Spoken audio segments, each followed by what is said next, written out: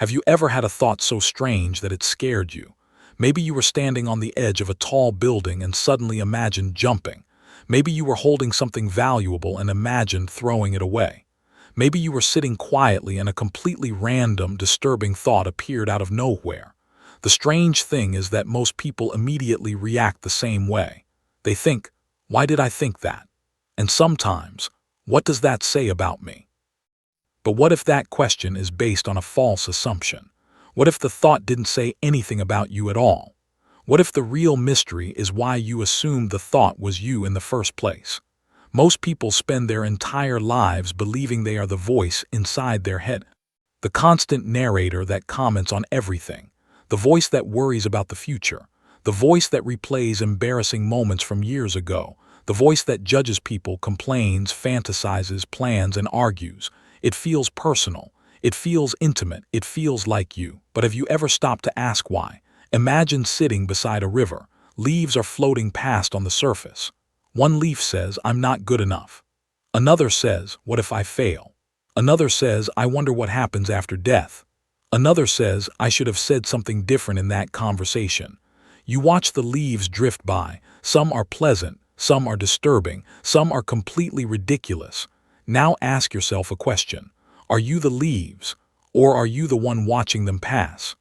The reason this question feels strange is because most of us have spent our entire lives fused with our thoughts.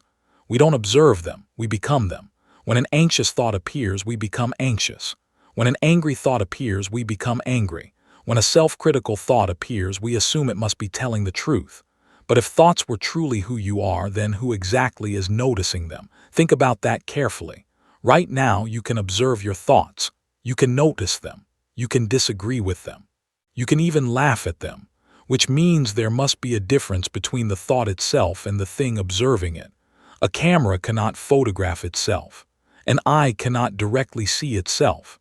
And yet somehow you are able to observe your own thoughts. The observer and the thought cannot be exactly the same thing. This becomes even stranger when you realize how little control you have over the thoughts that enter your mind.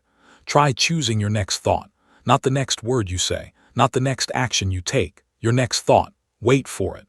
Where did it come from? Did you create it? Did you choose it? Or did it simply appear? Most people discover something unsettling when they try this experiment. Thoughts seem to arrive on their own. You can influence them. You can respond to them. But you don't seem to manufacture them in the way you manufacture a sentence when speaking. The philosopher Arthur Schopenhauer once wrote that a person can do what they want, but they cannot will what they want. In other words, you may choose between options, but you do not choose the desires, fears, and impulses that appear inside your mind. They simply show up. And if thoughts arrive on their own, then why do we identify with them so strongly? Perhaps because the brain is a storyteller.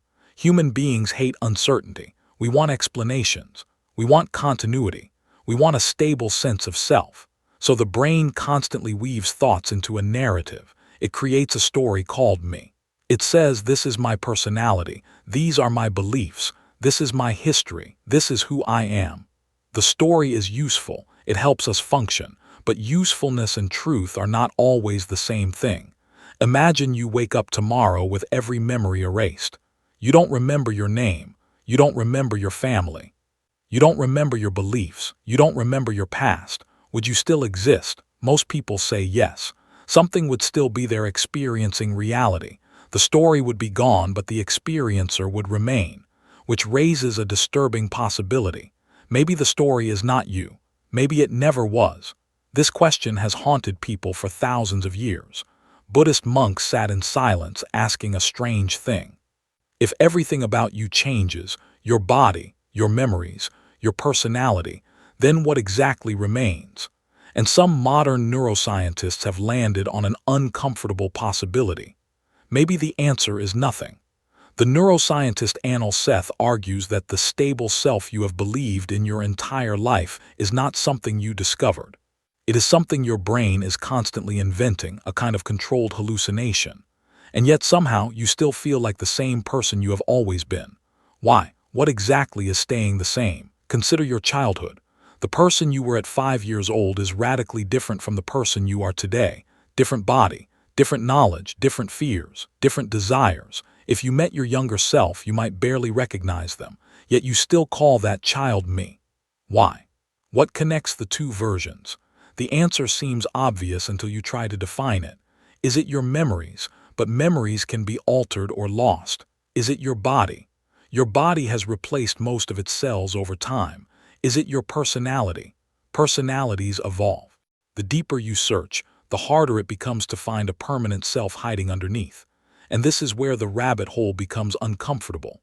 If you are not your body, not your memories, not your personality, and not your thoughts, then who are you? The answer may be both simple and terrifying. Perhaps you are not a thing at all. Perhaps you are the awareness experiencing those things. The silent witness behind every thought, every emotion, every memory, and every sensation. Think about your life for a moment. Every experience you've ever had has changed. Every person you've ever met has changed. Every belief you've ever held has changed. Yet there has always been something present. Something that was there during your happiest moments.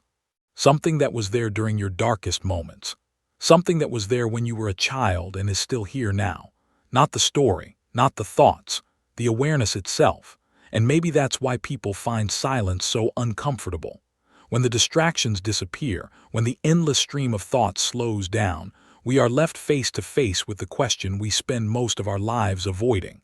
If I am not the voice in my head, then who is listening? Perhaps the strangest part is that no one can answer that question for you. Science can describe the brain. Philosophy can offer theories. Religions can provide interpretations. But ultimately, the mystery is personal. Every human being arrives at the same edge and looks into the same abyss. We all experience consciousness, yet none of us truly knows what it is. So the next time a thought appears in your mind, pause for a moment. Instead of asking whether the thought is good or bad, true or false, ask a different question. Who is noticing it? Because the answer to that question may be far more important than the thought itself. And the deeper you look, the stranger it becomes. Not because you discover who you are, but because you begin to realize how little you actually know about the one person you've been your entire life.